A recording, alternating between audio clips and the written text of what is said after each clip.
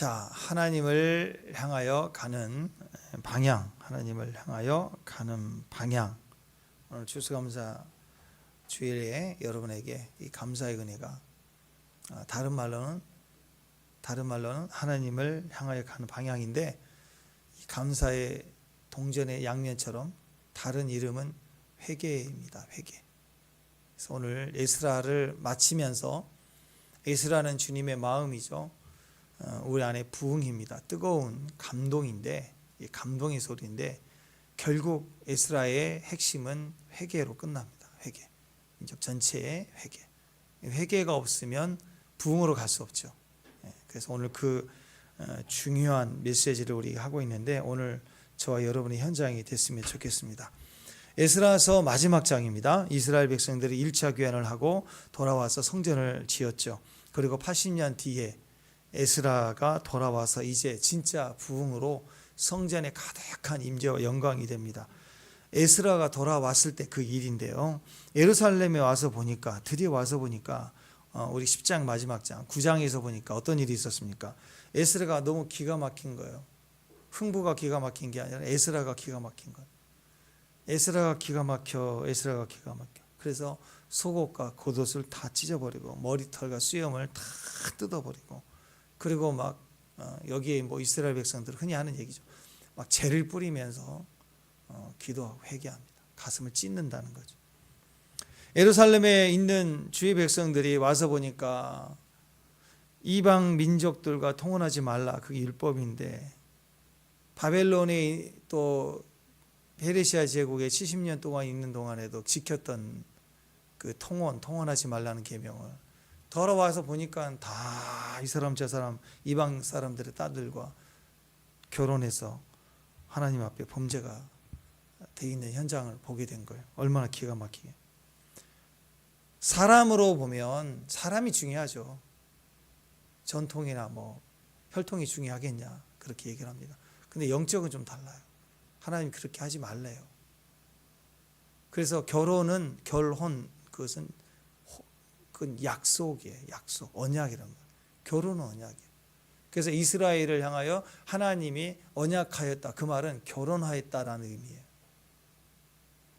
그래서 이스라엘에 있어서 여호와는 남편입니다. 아버지이고 남편입니다. 그리고 백성이고 자녀고, 이 모든 우리가 가장 좋아하는 관계를 다 가지고 하나님을 우리에게 설명하고 있거든요. 특별히 나와 너의 백성, 그냥 백성이 아니라 언약 백성이라고 그러잖아요. 그래서 결혼은 무조건 언약입니다. 그래서 지도자 에스라가 너무 기가 막힌 거예요. 그래서 막 가슴을 찢고 회개하고 몸부림치면서 난리를 치는 모습이 9장입니다. 9장에서 난리가 난 거예요. 그리고 10장 1절 딱 넘어오니까 10장에 와서는 그걸 본 이스라엘 백성들이 찔려서 이제 이스라엘 백성들이 울부짖며 회개하면서 부흥이 터지는 장면이 10장으로 끝납니다.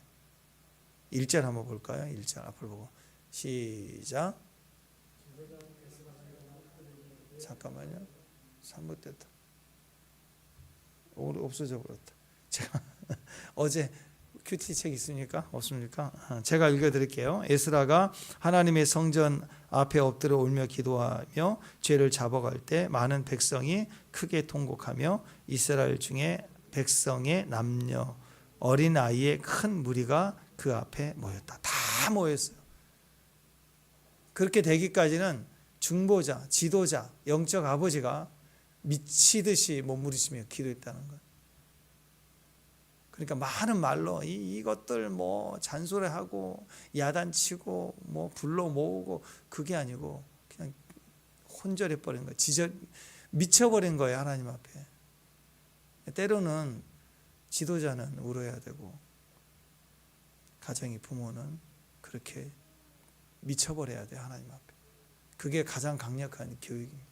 그랬더니 백성들이 다 모였어요.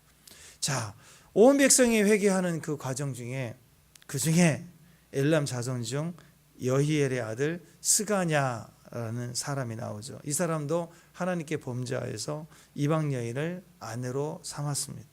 그런데 문제는 이 스가냐라는 사람 한 사람만이 문제가 아니라 이스라엘 대부분의 사람들이, 이곳에 남아있는 사람들이 그렇게 했다는 거예요. 그런데 그것이 그렇게 하나님 앞에 엄청난 큰 죄가 되는 줄을 몰랐던 거예요. 그냥 그렇게 한 거예요.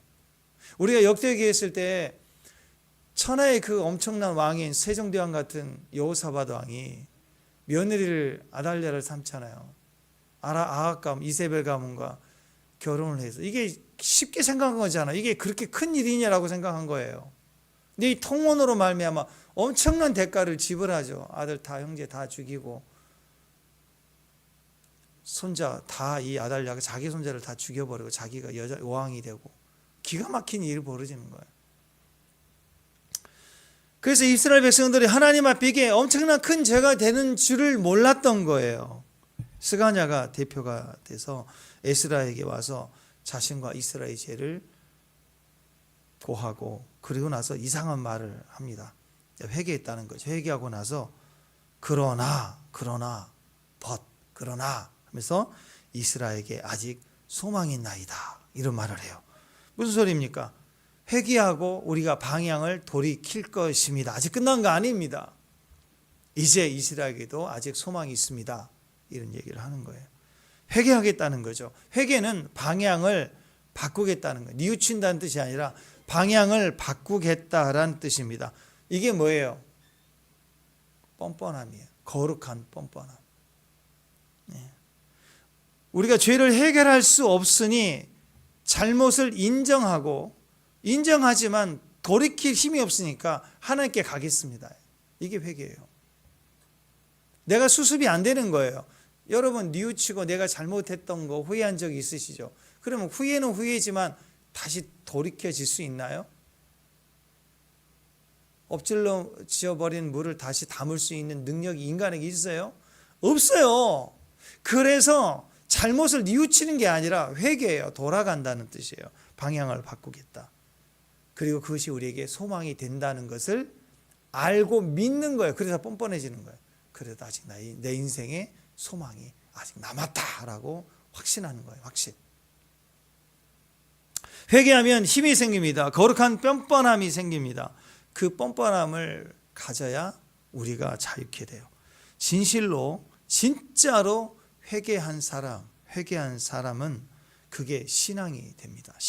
신앙생활은 철저히 회개에서부터 시작이 돼요. 그러니까 회개는 삶에서 내가 잘못 살아왔구나, 이건 내가 잘못했어 라고 자각하고 자책하고 반성하고 결심하는 것, 그게 그렇게 맨날 후회만 하고 있는, 그건 회개가 아니에요.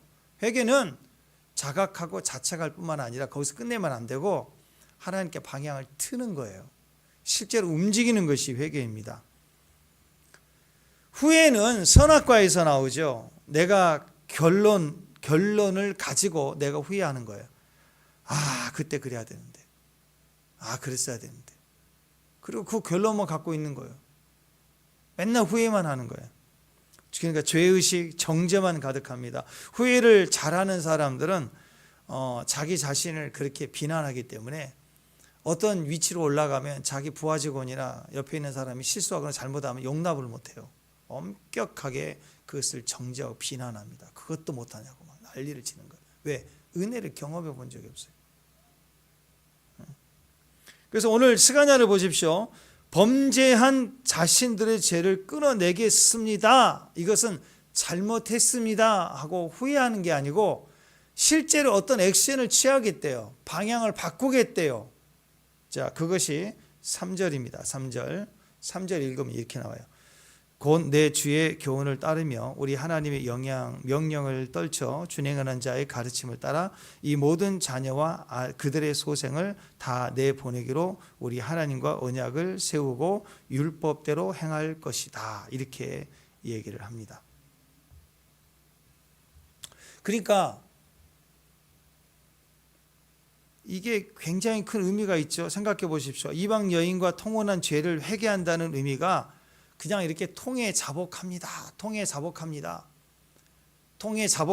그 뜻이 아니라 실제로 이방 아내와 자식까지 내보내겠다는 거예요. 끊어내겠다는 거예요. 결단하겠다. 이게 회개였다는 거예요. 그러니까 생각해 보십시오. 이게 얼마나 힘든 일입니까? 끊어내려고 하는데 이게 끊어집니까? 이미 처자식이잖아요.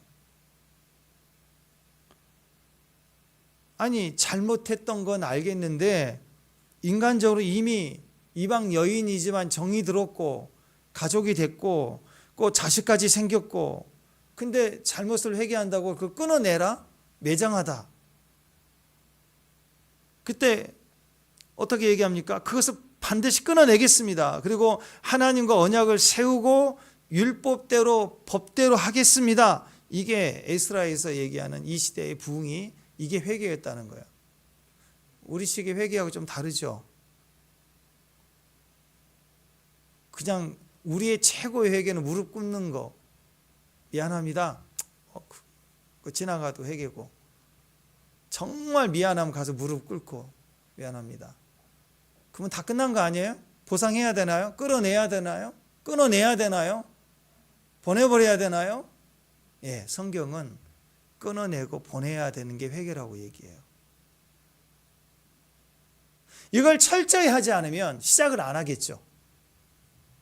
철저히 안 했기 때문에 그래도 되는 줄 알고 그냥 이 다음부터 잘할게요. 이것이 우리식의 회개였다. 그러니까 부흥이 일어나지 않는 거예요.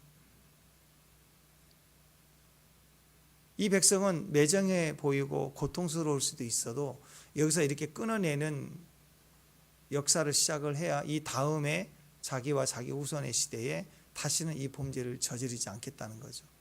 그래야 하나님의 진짜 부흥과 도움과 역사하심이 있는 백성이 되기 때문에 그걸 안 거예요.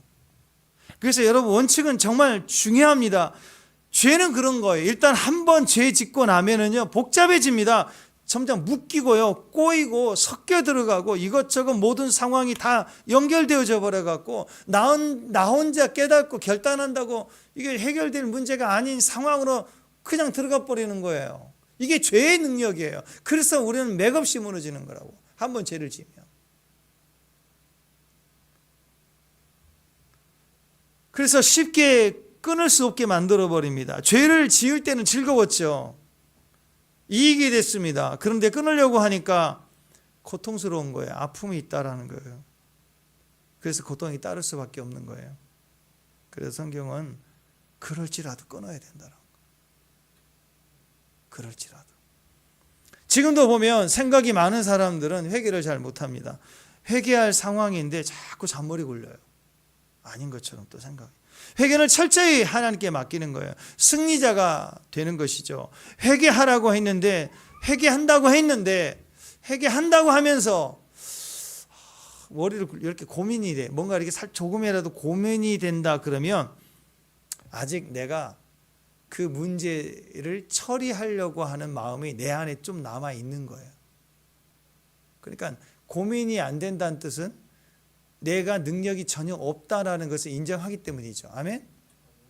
내가 조금이라도 미안하고 잘못했는데 요 정도 선에서 보상하고 어떤 일을 끝낼까라고 고민한다는 건 전적인 반성이지, 그게 회개는 아니라, 회개는 전적으로 내가 없는 거예요. 머리를 굴리지 않는 거예요. 내가 정도와 어떤 과정을 생각하지 않는 거예요. 나는 아무것도 아닌 거예요. 오직 그리스도다. 그걸 인정하는 것이 회개입니다. 회개에 그래서 무슨 고민이 있어요. 무슨 설명이 더 필요합니까? 여러분, 사소한 일이지만 그럴 때가 있잖아요. 누군가 나에게 잘못을 했는데 용서를 구하러 왔어요. 미안하대요. 그럼 좋잖아요. 나도 고민이 되고 불편한데 와서 미안하다고 해주니까. 그러면 되는 거 아니에요? 그죠? 누가 미안하다고 하면 됐어 하고 끝내는 게 보통 아니에요? 그런 마음이에요, 우리가 다. 그런데 미안하다고 오는 사람이 미안해요. 그러면서 또 말이 많아. 그런데 뭐 이렇고 저렇고 그런 게 또 원인이, 자꾸 설명이 많아지면 여러분 들을 때 마음이 어때요? 시원해지나요? 불편해지나요? 화가 나죠. 그건 회개가 아니라는 거예요. 생각이 있고 변명이 있는 거, 고민이 있는 거. 하나님 앞에 회개는 전적으로 고민이 없는 거예요. 입으로는 잘못했다고 회개한다고 금식하고 있다고 하면서 뭔가 찝찝하고 마음으로 복잡하다면 그건 회개하고 있는 게 절대 아닙니다. 그건 진짜 회개가 아니에요. 내가 철저히 인정할 뿐만 아니라 다시 원상복귀시키겠다는 각오를 가지고 대가를 지불하고 끊어내겠다고 얘기하는 행동까지 포함하는 거예요. 그래야 다시는 그런 일들이 일어나지 않는다는 거예요. 그랬더니 오늘 본문의 말씀을 보면 에스더가 모든 이스라엘 백성들을 다 모이게 합니다. 16절 17절 자 읽어봅니다. 시작. 사로잡혔던 자들의 자손이 그대로 한지라. 제사장 에스라가 그 종족을 따라 각각 지명된 족장들 몇 사람을 선임하고 열째 달 초하루에 앉아 그 일을 조사하여 17절 첫째 달 초하루에 이르리에 이방 여인을 아내로 맞이한 자의 일 조사하기를 마치니라. 그러니까 10달 초하루니까 10월 1일이에요. 10월 1일부터 17절에 보니까 첫째 달 초하루 정월 1일 1일이에요. 그러니까 10월 1일부터 시작해서 10월 달, 11월 달, 12월 달 3개월이죠. 12월 30일까지 지나고 1월 정월 1월 1일이에요. 그때 얘기합니다. 딱 3개월 지났어요. 이방 여인을 아내로 맞이한 자에 대한 조사를 철저히 마쳤습니다. 3달에 걸쳐서 전체를 다 조사했어요. 자, 이게 뭐냐? 이게 결단이죠. 하기로 해서 신속하게 전체를 조사한 거예요.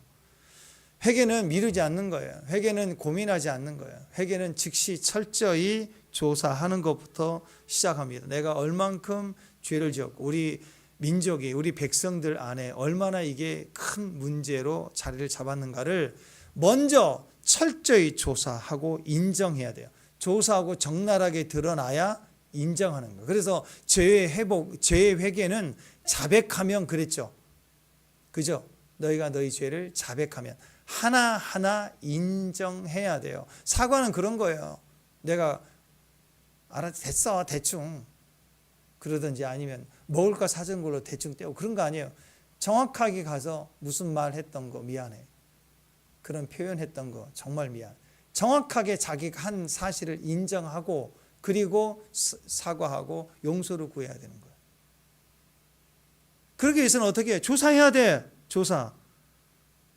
대충 이거 이렇게 끝내겠습니다. 내가 3개월에 걸쳐서 신속하게 온 백성을 다 돌아다니면서 각 가정 안에 이방 여인과 결혼했던 그 근거들을 다 찾아냈다라는 거예요. 이게 회개입니다. 회개는 철저히 죄를 인정하고 자백하는 것입니다. 그리고 그것을 위해서 철저히 조사하여 기록에 남기기 위해서 부지런해야 됩니다. 오늘 에스라서에서 말하는 회개에는 반성이 아니에요.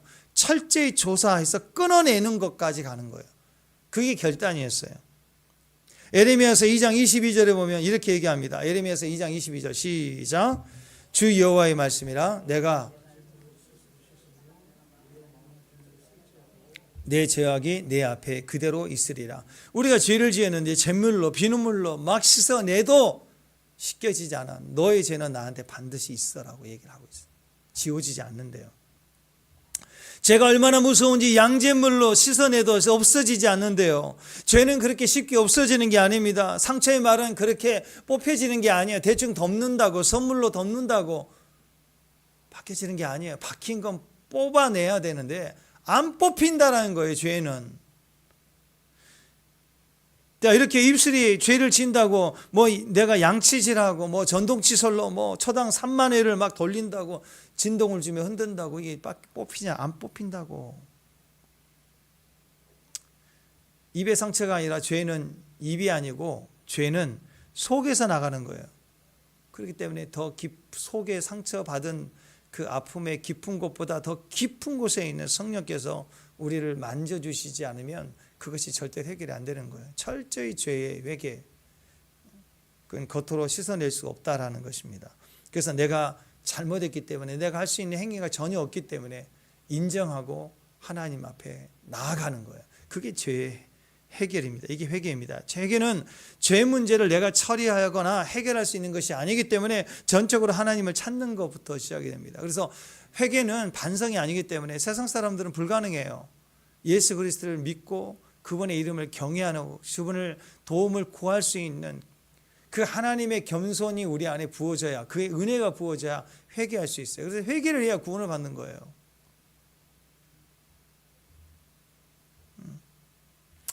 하나님의 손길을 전적으로 의지하는 겁니다. 회개하는 삶에는 언제나 하나님께 나아가는 모습이 있다라는 거예요.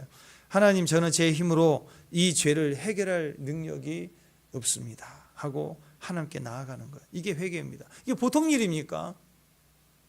가볍게 여겼는데 보니까 옆집도 하고 다 그러니까 다 요즘 문화가 아닌가 해서 막 결혼을 했어요. 이방 여인과 결혼을 했는데 자식까지 낳았는데 이게 죄라고 얘기하니까 고통스럽게 몸부림치면서 성경에서 얘기하는 회개는 그 처자식을 내보내겠다고 얘기하는 거예요. 이게 쉬운 얘기냐고요. 그래서 회개는 너무너무 어려운, 우리 힘으로 회개를 할 수가 없는 거예요. 그래서 철저히 하나님을 찾는 것이 신앙이었다라는 거예요. 말로는 그렇죠. 내가 문제는 좀 있고 내가 좀 못났고 연약하고 부족하고,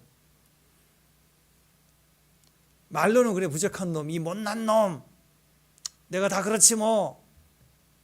그러고는 생각하기는 이건 내가 이렇게 좀 하면 해결이 되지 않을까 하고 머리를 막 굴러. 이렇게 보상을 할까? 자꾸 딴 생각을 해. 그건 회개 아니에요. 회개.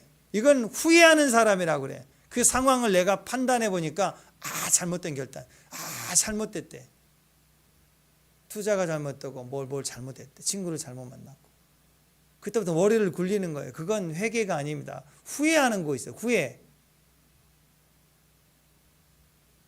회개는 언제나 십자가 앞에 나아가는 거예요. 죄를 내가 처리할 수 없기 때문에, 내가 한 행동이 잘못됐다 정도가 아니라 죄라는 거예요.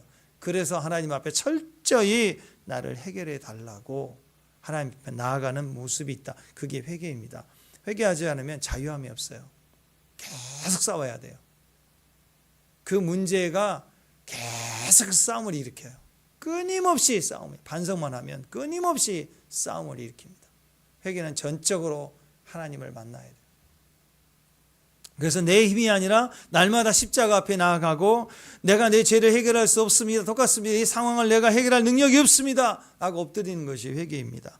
회개는 전인적인 것이라고 그랬죠. 전인적인 것.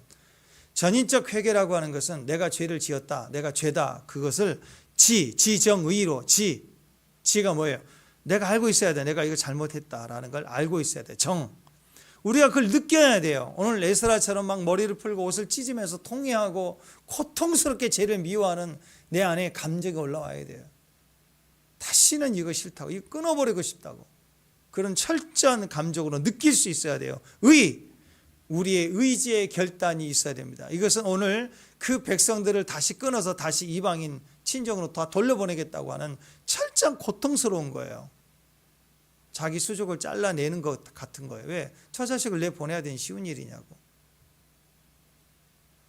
알고 느낄 뿐만 아니라 돌이키는 결정까지 가야 그 다음에 인생 여정에 있어서 우리의 결정이 바르게 되는 거예요.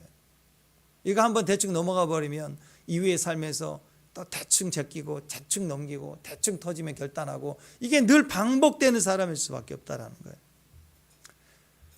하나님께 돌아간다는 것은 철저해야 됩니다. 돌아가면 뒤돌아보지 않는 걸 말하는 거죠. 여러분, 우리가 운명론 또는 결정론 그런 거 믿으면 절대 안 됩니다. 요즘 젊은 사람들은 결정론, 운명론에 너무너무 갇혀 있어요. 맨날 비판하는 말을 합니다. 왜? 금수저, 흑수저 이런 운명론에 박혀 있으니까 그래요. 나 노력해봤는데 안 되더라. 근데 저놈을 보니까 나보다 못났는데 잘 되더라. 왜? 금수저니까. 뭐 이런 금수저니 흑수저니 이런 말이 많은 것이 다 운명론이에요. 우리는 결정된 사람들이 아닙니다. 예정된 사람들이에요. 하나님의 은혜를 입으면, 하나님께 가면 얼마든지 좋아지는 게 아니라 거듭났다고 그래서 본어겐이라고 그러잖아요. 다시 태어난 것처럼 새로운 일들이 시작되는 걸 얘기해요. 요나서를 보면은 니네 40일 뒤에 망한다. 아수르라는 민족은 정말 지긋지긋한 최악의 민족입니다. 그 민족은 전쟁을 해서 이기면 이긴 성의 사람들을 다 죽여버려요. 여자들과 아이들만 남겨놔요. 그리고 그 여인들에게 자기들의 종들을 보내가지고, 백성을 보내서 피를 섞어버려요. 너무너무 지독하고 독한 자들이에요. 그러니까 요나가 너무너무 싫어했어요. 이 니느웨 사람들, 아수르 사람들을. 근데 그를 보내서 하나님은 요나에게, 야, 그 성의 중앙 대로를 다니면서 40일 뒤에 멸망이 온다고 선포하라.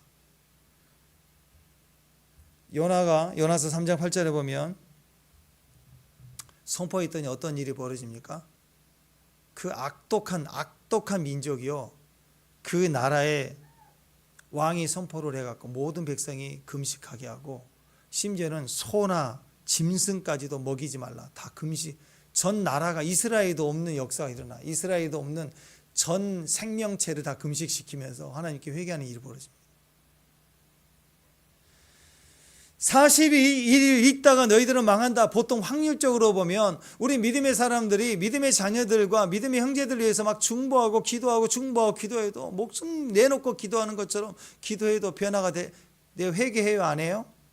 보통 회개를 잘 안 한다고요. 시간이 오래 걸려요. 근데 어떻게 이런 악한 민족이 40일 안에 회개할까? 불가능하죠. 그러면 쉽게 생각하면, 요나 같으면 내가 가서 천하의 요나의 할아버지가 10명이 아니라 1000명이 가서 외친들 이들이 회개하겠느냐? 회개 안 한다 이거. 회개할 수가 없는 민족이에요.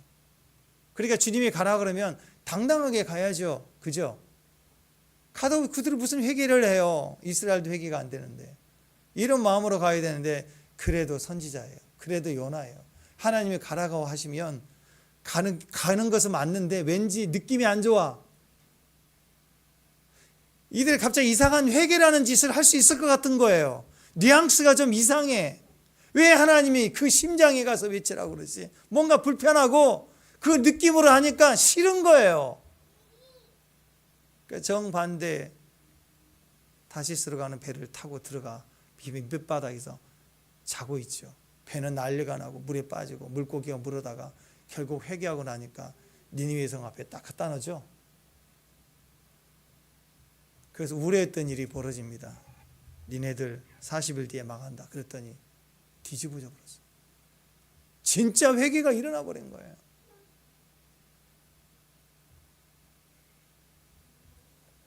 (3장 10절) 한번 읽어볼까요? 자, 요나서 시작.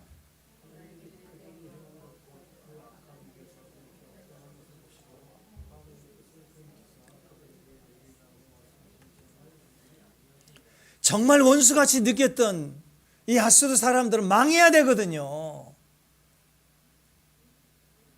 그리고 자기 백성들에게 외쳤는데 자기 백성들은 돌이키지를 않아요. 진짜 답답해. 엄마의 심정으로. 저 원수들에게. 근데 느낌이 좋지 않아. 하나님이 가래, 외치래. 우려했던 일이 퍼졌습니다. 그리고 하나님의 음성이 들립니다. 그들이 회개하였으므로 내가 너에게 약속하여 선포하게 한 40일 뒤에 멸망을 철회하노라. 화딱지 나는 거지. 진짜 못해 먹겠다 이거. 자, 여러분, 회개는요 우리에게 복음입니다. 왜냐하면 이러한 아수르도 회개했더니 하나님이 돌이키셨다. 자, 회개의 역사는 오늘 굉장히 큽니다. 내가 잘못을 인정하는 것이 아니라 내가 나를 돌이키는 거예요. 내가 나를 돌이키니 천하의 아수르도 그에게 멸망을 일으키려는 하나님의 방향이 바뀐 거예요. 회개는 내가 바뀌고 하나님의 방향도 바뀌는 거예요. 그러면 천하의 그 아수르를 향한 멸망의 심판도 징벌도 바뀐다면 지금 범죄한 이스라엘도 바뀔 거고, 그 범죄한 이스라엘의 대표자로 요나 선지자를 보냈던 요나 선지자의 마음이 깊은 곳에 있는 판단, 원수들을 향한 마음도 바뀌라는 거죠. 그게 요나 메시지예요. 실제로 행동과 결단까지 바뀌어야 돼요. 요나가 안 되는 건 머리는 알겠고 하나님 위대하신 줄 알고 자비하시는 하나님이시는 건 아는데 가기 싫은 거예요. 뉘앙스가 이상해, 느낌이. 그때 갔더니 실제로 뒤집어지네. 그러니까 막 괜히 자기 그늘을 가리키고 그늘을 줬던 잎사귀 마르니까 화딱지나고 막 난리를 치죠. 되는 일이 없다고 막 난리를 치는 거예요. 그 안에 옹졸하게 남아있는 판단하는 그 마음. 네. 그러니까 이거예요. 남이 이해할 만한 큰 죄의 목도 죄지만 내 안에 꼬여있는 이 심보도 죄고요. 축복합니다. 회개는 뭐냐? 방향을 바꾸는 거예요. 다시 얘기해서 분명한 죄를 지은 죄의 목을 철저히 조사하고 인정하고 회개 돌이키는 것만이 아니라 내 옹졸한 내 심보의 마음의 태도를 오늘 바꿔야 돼. 하나님을 향하여. 그러니까 여기서 이스라엘 중에서도 요나는 그래도 선지자잖아요. 선지자의 마음이 뒤틀려 있는 것, 그게 죄라는 거고, 천하의 아수르 백성들도 그 말씀을 듣고 회개했을 때는 그걸 하나님의 방향을 전체를 바꿔주신다는 거예요. 천하의 이스라엘이라도 꼬여있으면 방향이 안 바뀐대요. 저와 여러분의 백날 기도해도 우리 삶의 방향이 안 바뀐대요. 마음만 바뀌는 게 아니에요. 삶의 결단이 실제로 조사해서 꺾어서 회개할 때 삶의 방향도 바뀌는 게 신앙이에요. 그걸 회개란 단어로 얘기하고 있다고. 회개는 돌이킨다는 뜻입니다. 우리가 방향을 돌이키면 하나님도 돌이키세요. 재앙을 내리시겠다는 결정과 결론을 바꾸시겠다라는 거예요. 심판과 저주도 그래서 우리에게 있어서는 결론이 아닙니다. 그것은 경고입니다. 요한계시록에 임한 모든 심판 결론 아니에요. 경고인 거예요. 지금도 돌이키면 누구나 하나님이 바꾸신다는 거예요. 하나님의 말씀 가운데 정녕 네가 죽으리라. 그 말은 너는 어떤 짓을 해도 죽어 하는 결론이 아니라 돌이키라라는 경고인 거예요. 축복합니다. 아멘. 그래서 모든 저주가 축복으로 다 바뀌어 버리는 거. 방향을 바꾸다. 회개는 잘못을 인정하는 게 아니라 방향을 바꾸는 거예요. 오늘 정의를 바꿔야 됩니다. 그래서 돌이키면 승리가 되려면 그때 지정이라는 세 가지 개념이 다 있어야 됩니다. 생각만 내가 잘못했어가 아니야. 그 죄에 대한 고통스러운 걸 느끼고 죄에 대한 그 현실에 대한 아픔과 고통을 감정적으로 통해 자복을 해야 돼요. 뿐만 아니라 의지적으로 내가 이것을 책임지겠습니다. 대가 지불하겠습니다라고 행동까지 나와줘야 그 죄로 말미암아 물들었던 우리 삶에 꼬인 문제들도 바뀌는 거라고요. 많은 사람들은 교회 와서 울기만 하는 거예요. 그리고 아무것도 안 해. 결단을 안 하는 거예요. 오늘 에스라서의 이 엄청난 부흥의 역사는 거기까지 갔다라는 거예요. 우리가 돌이킨다는 말은 굉장히 깊은 말입니다. 여러분, 우리 안에 깊고 강한 힘이 있어야지만 돌이킬 수 있어요. 머리로는 아는데 해결할 능력이 없는 거예요. 해결할 힘이 우리 안에 없는 거예요. 그 깊은 곳에 있는 힘은 하나님 앞에 회개할 때 하나님 주신 힘으로 뻔뻔해지기 시작해야 돼요. 믿음이라는 뻔뻔함이 올라와요. 옆에서 막 정죄해도 내 안에 뻔뻔함이 일어나야 돼요. 그래서 다시 기도하고 다시 그 현장에 부딪혀보고 그럴 때 그 현장에 많은 일들을 깨져나가면서 하나님의 역사가 일어나는 거예요. 사무엘 선지자를 생각해 보세요. 이스라엘 역사 가운데 사무엘 선지자를 빼놓고 말이 안 되죠. 어머니 한나의 그 엄청난 기도와 헌신, 그걸로 인해서 하나님께 드려진 그런 사람입니다. 어렸을 때부터 구별됐고 하나님께 드려졌어요. 선지자로 또 사사로서 이스라엘을 지도했고 사울에게 기름을 부어서 이스라엘의 왕정 시대를 시작했고 그리고 다윗이라는 그 엄청난 왕에게 또 기름을 부어서 다윗의 왕조를 세웠던 사람입니다. 그런데 그 위대한 사무엘이 말년이 되어서 늙었어요. 몸을 가누지 못할 만큼 힘들어지니까 그 위대한 사사, 그 위대한 선지자인 사무엘을 이스라엘 백성들이 요즘 말로 팽치는 거예요. 자기 백성에게 팽을 당합니다. 토사구팽이라고 그러죠. 토사구팽. 토끼를 잡으니까 개도 쓸모없죠. 토끼를 잡는 개도. 그 개도 잡아먹는다는 거예요. 실컷 써먹고 죽는다. 팽당한 거예요. 이스라엘이 자기들이 죽어갈 때는 사무엘 선지자요 해가지고 받아들이고 유익을 좀 얻었고 형통했다가 늙으니까 어떤 일이 벌어지느냐. 늙으니까 사사가 그 당시는 왕과 같으니까 사무엘 선지자의 아들들을 사사로 세웠다고. 근데 늙어서 이제 정치나 재판에 관여할 수 없을 만큼 은퇴를 하니까 그 아들들이 대신 사사가 됐는데 그 아들들이 돈을 받고 재판을 막 굽었어요. 재판을 막 마음대로 돈 받고 했어요. 그러니까 그걸 가지고 사무엘을 끌어내리려고 하죠. 여러분, 사무엘은 이미 늙었고 아들들은 성장했습니다. 그렇다면 이제 자녀들 본인들의 책임이죠. 안 그래요? 물론 거기에는 도의적 책임, 아버지로서의 책임, 또 여전히 우리는 죄를 이기지 못하니까 어쩔 수 없는 상황, 뭐 이런 것도 있겠죠. 그렇지만 사무엘 개인적으로는 아버지로서, 애비로서 의식이 있다면 고통스러울 거 아니에요. 근데 정말 죄의 잘못은 누가 져야 돼요? 그 아들들이 져야 되고, 책임을 물으려면 그 아들들에게 물어야 되는데, 지금 누구를 괴롭히냐면 사무엘에게 와가지고 괴롭혀요.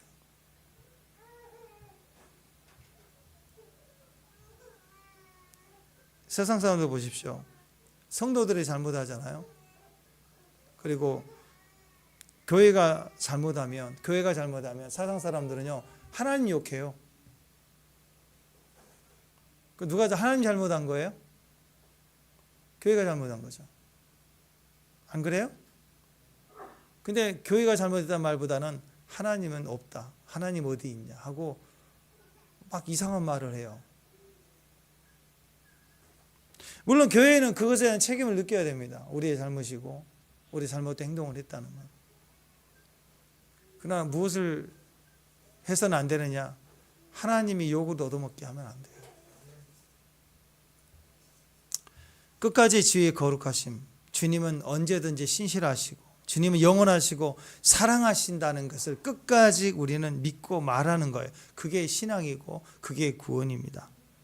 지금 사무엘의 마음은 어땠을까? 사무엘의 마음이 이 상황에서 어땠을까? 여러분, 요놈들 봐라.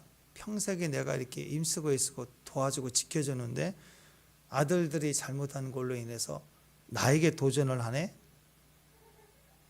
잘 되나 보자. 혹시 그런 마음이 있었을까 없었을까? 사무엘의 마음에 그런 소원함이 1도 없었을까요? 어때요? 지금 사무엘의 마음속에는 조금이라도 내가 이렇게까지 고생하고 수고했는데 이런 일로 나를 괴롭히고 나를 공격하는구나 라고 생각했을 때 서운함이 조금이라도 있었다면 그게 상처라는 거예요. 그게 상처입니다. 죄를 할 때 인생을 살아가면서 사랑하는 자녀들이지만 괘씸할 때가 있어요. 친구지만 너무 괘씸할 때가 있어요. 그럴 때 그래, 니들끼리 잘해봐. 혹시 그런 마음이 조금이라도 있지 않을까요? 그걸 상처라고 얘기합니다. 그 상처를 내가 표현하잖아요. 속으로만 있는 게 아니라 표현하잖아요. 그걸 회개하라는 거예요. 요나에게도 그게 있었고 이 백성에게도 그게 있었고 심지어 사무엘이라는 이 엄청난 선지자에게도 이 마음이 있었다는 거예요. 우리는 이렇게 그 순간 그것을 악담합니다. 이거 악평해요. 그러면서 뭐라고 얘기하느냐? 합리화하는 것은 내가 억울하니까 내가 이렇게 할 수밖에 없었다. 나는 어렸을 때부터 너무나 힘들고 어렵게 자랐기 때문에 나는 이렇게 할 수밖에 없었다. 예, 이해해요. 그 상황은 이해한다고. 근데 그게 오늘 얘기하는 것은 죄라고 얘기하고 있는 거예요. 죄라. 회개해야 할 죄래요. 이 배경 속에서 사무엘 선지자가 어떻게 했는지 아세요? 자, 이거 보세요. 사무엘상 12장 23절. 자, 읽습니다. 시작. 나는 너희를 위하여 기도하기를 쉬는 죄를 여호와 앞에 결단코 범하지 아니하고 선하고 의로운 길을 너희에게 가르칠 것인즉. 자, 보십시오. 어떤 상황 때문에 미워하면 그때부터 미워하는 사람에게 죄가 되는 거예요.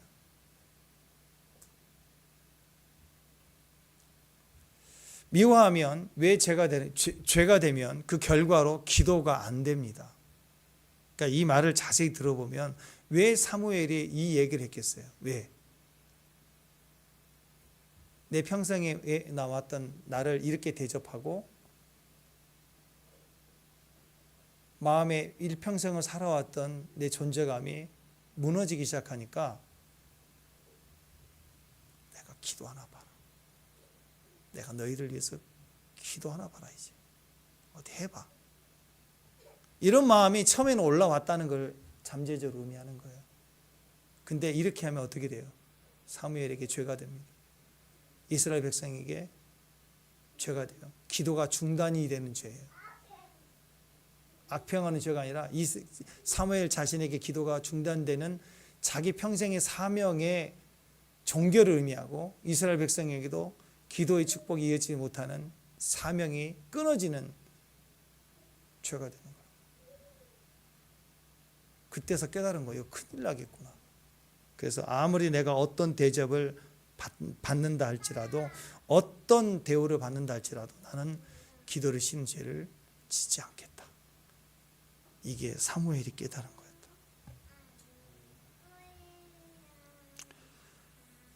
거였다. 사역 현장에서 열심히 하다 보면, 열심히 섬기다 보면 어느 날 갑자기 누가 무슨 말을 했대. 그게 이렇게 뒤돌아서 들릴 때 막 울고 불고 잠수 타고, 그러다가 막 사역도 중단해버리고, 그게 아닌 것 같다고 만나서 달려보려고 하면 제 부르심이 아닌 것 같아요. 막 이런 소리 나고 있고. 왜 그래요? 다 그게 상처 때문에 그렇습니다. 상처는 모든 것을 중단시킵니다. 첫 번째 인간의 죄, 선악과의 죄 시작으로 하나님과의 임재가 단절이 되고, 에덴 동산에서 쫓겨나가고 하는 모든 것에 단절이 돼요. 가정도 직장도 이 사회 모든 인생살이도 죄를 지으면 중단이 됩니다. 이거 심각한 거예요. 절대 회복이 안 되는 거예요. 이해는 해요. 상처 때문이라는 거. 상황이 그래서 어쩔 수 없었다는 거. 이해는 해요. 인간적으로 이해는 해요. 그러나 영적으로는 안 되는 거예요. 안 되는 건 안 되는 거예요. 구원이 없어요. 그 마음의 응어리를 가지고 계속 사는 거, 그 상처를 감정으로 늘 표현하고 막 징징대는 거, 늘 머릿속에 두고 반복적으로 계속 생각하면서 벗어나지 못하는 거. 괴로움은 이해한다고. 괴로움 얼마나 힘들었으면 억울했으면 이해는 해. 근데 그걸 성경으로 죄라고 얘기한다고. 고통 속에서 나와야 돼요. 누가 알아주는 것도 아니고 현재를 자기 자신의 상태를 합리화하면 안 돼요. 그건 당장 회개해야 되고 그걸 끊어내야 돼요. 다시 얘기합니다. 아니 그 사람이 나한테 억울하게 한 걸 내가 왜 회개를 해야 되냐. 다시 얘기합니다. 회개는 잘못을 인정하는 게 아니에요. 잘못을 인정하는 거라면 물론 당한 사람이 왜 회개를 해요. 악한 행동을 한 사람이 회개를 해야 맞는 거지. 그 개념은 회개가 아니고 그 개념은 반성이라고 그래요. 당한 사람은 반성할 게 없죠. 나쁜 짓 한 사람이 반성을 해야 되는 거죠. 근데 회개는 방향을 바꾸는 거라니까요. 악한 사람은 악한 짓을 했지만 방향을 못 바꿔요. 악인이기 때문에. 이 상황의 총체적인 방향을 바꿀 수 있는 사람은 나밖에 없는 거예요. 그래서 내가 너무 억울했지만, 억울하게 살아왔지만 그걸 변명삼아 내가 또 막 악담을 하는 게 아니라 내가 하나님 앞에 회개하는 거예요. 왜? 방향을 바꿀 수 있는 힘이 나에게 있으니까. 그래서 누가 나에게 잘못하면 용서 구할 때까지 기다렸다가 용서 구하면 그때 가서 용서해 주는 게 맞아요? 아니면 내가 오늘 용서를 결정하는 게 맞아요? 그게 회개예요. 회개와 용서와 은혜의 모든 것들은 즉시 방향을 바꾸는 거야. 방향을 바꾸는 거라고. 내가 해야 되는 거야. 내가. 나 때문에 환경이 뒤집어지는 거라고. 바뀔 수 있는 거야. 새로운 시작이 될 수 있는 거라고. 사무엘을 보십시오. 자기 말년에 늙으니까 자식들을 걸고 넘어지면서 난리를 치니까 일단 상처이고 소원함이죠. 아픔이죠. 그런데 그때 분노하고 상처로 또 반응하고 그러면 막 노망했다 그러고 막 그럴 거 아니에요. 늙으니까 저렇다고 막 또 비난할 거 아니에요. 그러면 평생에 살아왔던 사무엘 자신까지 다 망가지는 거고 자기 평생에 이어왔던 기도의 사명도 끊어지게 되는 거라고. 미워하고 싫어하면 중보기도가 될까요? 안 되죠. 기도가 안 나오는데. 기도하기를 쉬이는 죄를 범치 않겠다. 이 말은 뭐예요? 사무엘도 사람인지라 순간 저들을 위해서 내가 기도하고 싶지 않는 마음, 니들끼리 잘해봐라 하는 마음이 조금이라도 들었다는 뜻입니다. 아마 그래서 이 말에는 아마도 이것을 회개했던 것 같아요. 사무엘의 회개는 돌이키는 거였어요. 내가 절대로 기도하는 죄를 범하지 않겠다고 결정한 거예요. 왜? 그런 마음이 들었고 그렇게 하려고 했기 때문에. 이게 엄청나 큰 죄라는 걸 알았기 때문에. 그래서 사무엘은 마지막에 그 은퇴하는 마당에 분노하고 끝장내버리는 게 아니라 분을 통해 올라오는 마음을 다스리고 마지막 반대로 결단하면서 마지막으로 사명을 더 붙잡게 되었다. 그 붙잡은 사명이 이 시대에 이 성경 구절을 읽는 종들에게도 기도의 사명을 끊지 않으려는 우리 안에 은혜를 주고 간 거예요. 그러니까 많은 사람들이 헌신할 때 보면 교회 일을 하다 보면 또 선교 가거나 어떻게 우리 모임을 하다 보면 두 배, 세 배 이상 또 헌신하는 분들이 있거든요. 근데 그분들이 제일 많이 일선에서 뛰다 보니까 열받을 때가 많아요. 그러면 막 미워해야 되잖아요. 열받으니까. 공의 정의 막 찾고 싶을 때가 있잖아요. 근데 그러면 지는 거예요. 그러니까 그분들의 특징은 늘 당해도 말 안 해. 뻔 당한 건데. 미워하면 안 돼요. 왜? 미워했더니 기도가 중단되더라고요. 이상하게 예배가 잘 안 되더라고요. 그래서 나중에 그런 얘기를 해요. 그래서 다 품어가는 거예요. 그래서 몇 년째 그 일을 계속 헌신하는 사람도 쉽지 않습니다. 그 인간적인 힘으로 절대 못해요. 이 과정을 겪으면서 판단했더니 내 기도가 막히는구나. 내가 하나님 관계가 더 어려워지는구나. 그래서 회개하고 이 루틴이 몇 번 돌다 보니까 원래 그런 거구나 하고 그냥 바보같이 하는 거예요. 그래서 여러분 주방에서는 어디나 열심히 섬기는 사람들 보면 약간 맹하죠. 나사 하나씩 빠진 사람들 같잖아요. 막 힘들어 보이는데 축복합니다 그러면 막 얼굴이 휙 돌잖아요. 그냥 뭐 감정 기복이 심한 사람처럼 막. 근데 계산적인 사람들, 지능적인 사람들, 헌신의 시간도 따지고 막 따지는 사람들은 감정 기복이 별로 없어요. 속에 굉장히 깊은 사람처럼 보여요. 헤아릴 수 없는 지혜와 지능이 있는 것 같은데 엄청난 계산하기 때문에 피곤해요.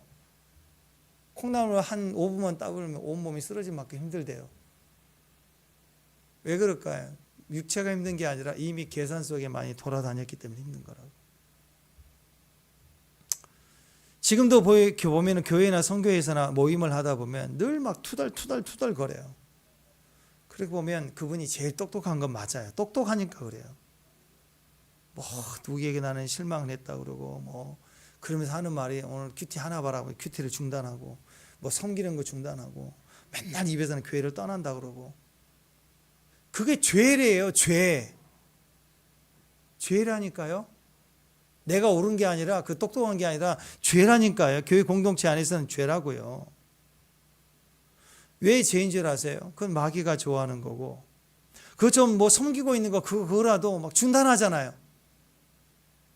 그 섬기고 있는 거라도 중단한다고 당장 멈추게 만든다고 마귀는 목표를 이룬 거예요. 그 사람에 대한 목표를 중단시키는 걸 했으니까. 말 많고 중단하는 사람은 절대로 회개하는 사람이 아닙니다. 쓰임받지 못합니다. 인생 그걸로 끝나는 거예요. 그래서 오늘 계속 얘기하는 거잖아요. 회개는 잘못에 기준을 두지 않고 방향에 하나님께 두고 방향을 바꾸는 게 회개예요. 그러니까 회개는 날마다 있어야 돼요. 아멘. 잘못할 때만 하는 게 아니라고요. 방향을 바꾸는 건 날마다 바꿔야 돼요. 내가 실패했을 때, 내가 절망했을 때, 내가 우울했을 때, 내가 재미없을 때 그때 올라오는 그 마음을 그냥 두면 안 돼요. 사무엘처럼 반대로 오히려 내가 그 죄를 짓지 않을 것이다 라고 결단해야 되는 거예요.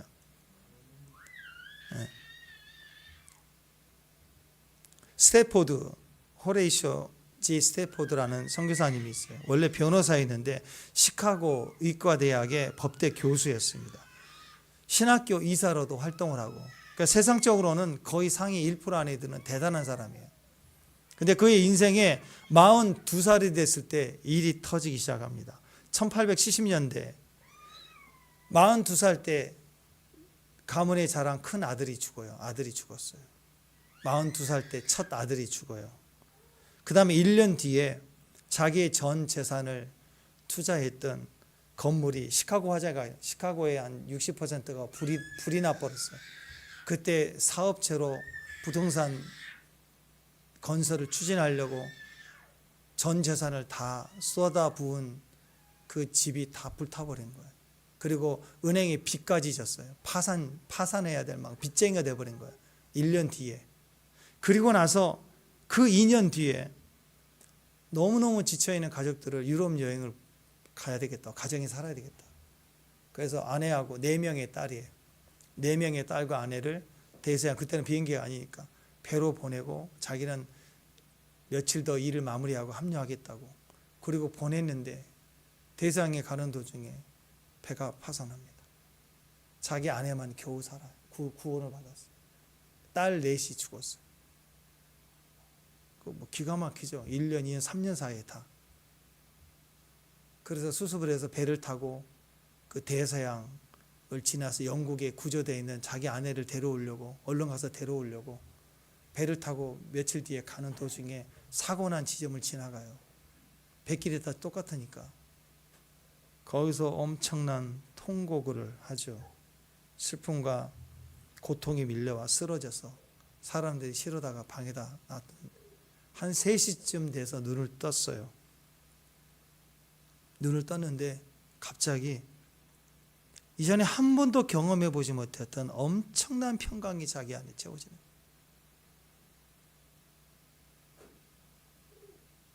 그래서 그는 그 즉시 종이를 꺼내서 그 평강을 기록했어요. 찬송가 413장. 내 평생에 가는 길 순탄하여 늘 잔잔한 강 같든지 큰 풍파로 무섭고 어렵든지 나의 영혼은 늘 평하다. 아멘. 내 영혼 평안해. 그리고 그 평안을 따라가기 시작해서 모든 직분과 지책을 내려놓고 선교사로 헌신해서 예루살렘으로 갑니다. 예루살렘에서 평생 복음을 증거하다가 돌아가셨어요. 이 찬송 남기고. 우리가 억울하고 우리가 힘들 때, 고통스러울 때 이 아픔을 해결할 능력은 세상에 없습니다. 얇은 고통, 문에다 새끼 손가락 찧어서 아예 한 거, 고통이죠. 이건 해결돼요, 조금. 근데 그거 말하는 게 아니에요. 서양 사람들은 바닥을 쳤다라고 얘기를 하거든요. 인생에는 해결할 수 없는 능력이 너무 많아요. 기가 막힌 일이 많아요.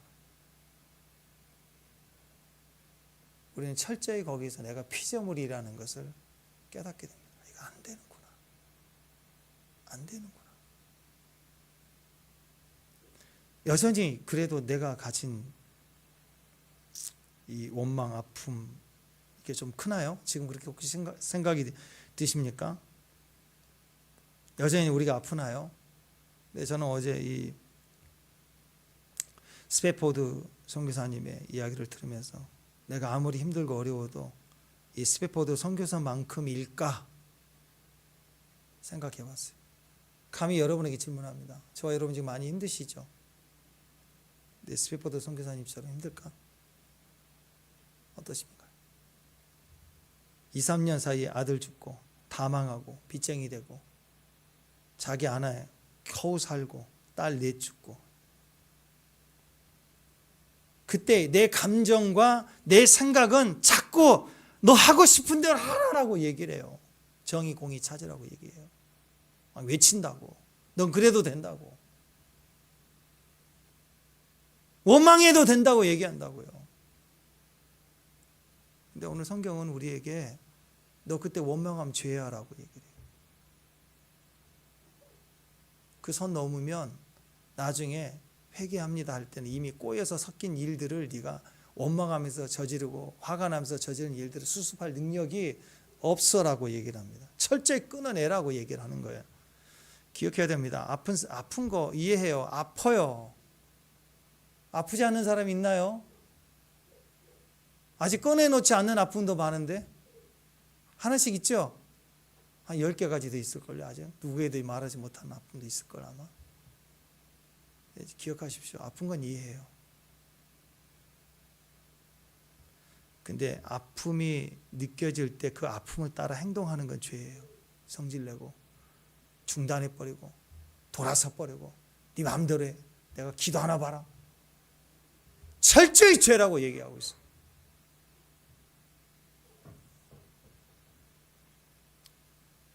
우리는 거기에 머물러 있으면 안 된대요. 그 아픔을 가지고 주님 찾으래요. 그 아픔을 감정으로 쏟아내지 말고 행동으로 쏟아내지 말고 그 아픔을 가지고 주님께 나오는 도구로 삼으라는 거예요. 원망을 도구로 삼으라는 거예요. 고통을 주님 앞에 가서 도구로 삼아서 나아가라는 거예요. 중단하지 말래요. 더 기도하래요. 그러면 세상이 줄 수 없는 평강을 주신다라는 거예요.